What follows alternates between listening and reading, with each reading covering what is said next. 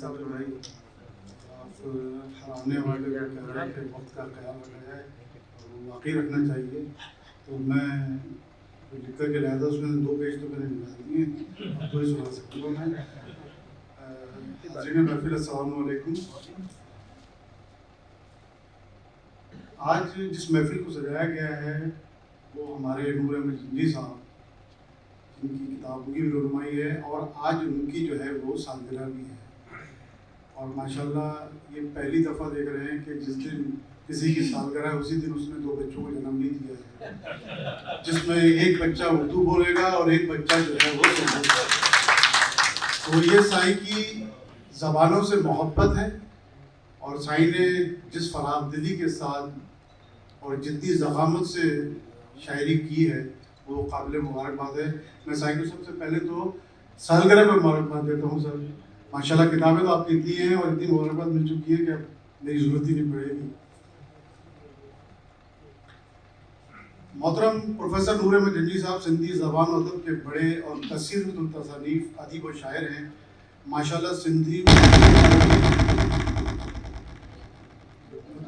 سر کی کتاب ایسی ہے کہ اچھا 2 اور نکال دوں، اب تو شکریہ ادا کر سکتا ہوں میں۔ عربی، فارسی، انگریزی، ہندی، دیوناگری، ڈھاٹکی زبانوں پر مکمل عبور رکھتے ہیں۔ ان کی تقریباً 45 کتابیں شائع ہو چکی ہیں۔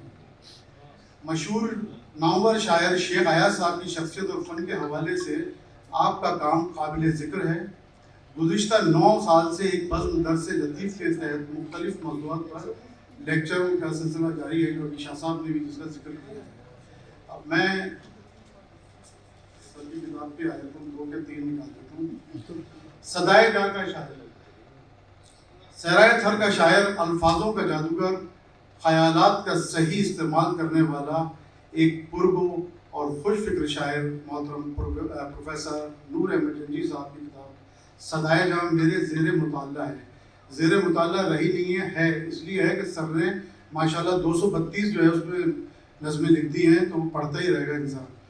کتاب کے مطالعے سے بات مجھ پر منتشر ہوئی کہ آپ کی شاعری میں رنگ آمیزی سے زیادہ معنی آفرینی پائی جاتی ہے۔ آپ اپنے تجربات کو سہل اور اچھوتے اسلوب میں کہہ دینے کی صلاحیت رکھتے ہیں۔ روایتی اسلوب اور ردیف و قوافی کی پابندی اس تخلیقی اظہار کی مکمل نہیں ہو سکتی۔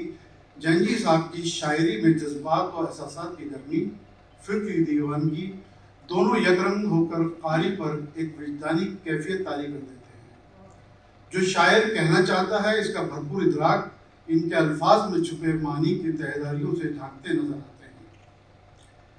کم تخلیقار ایسے ہوتے ہیں جو تخلیق کرب سے گزرتے ہیں، ورنہ بنے بنائے سانچوں اور اوزان میں شاعر کا سلوک رنگ نکھر کر سامنے نہیں آتا۔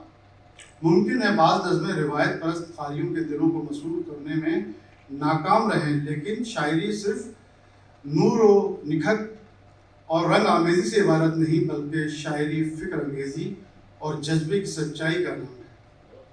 پروفیسر نور احمد صاحب کی نظموں میں ان کے عہد کی فکری تصادم، تہذیبی رشتوں کی شکست و ریت اور تباہی کے منڈلاتے ہوئے محیط سائے کے تناؤ سے بھرپور فضا ملتی ہے۔ آپ نے ایک نظم دیے کا پیام میں زندگی کو محنت اور محبت اور صبر و قربانی سے تعبیر کیا ہے۔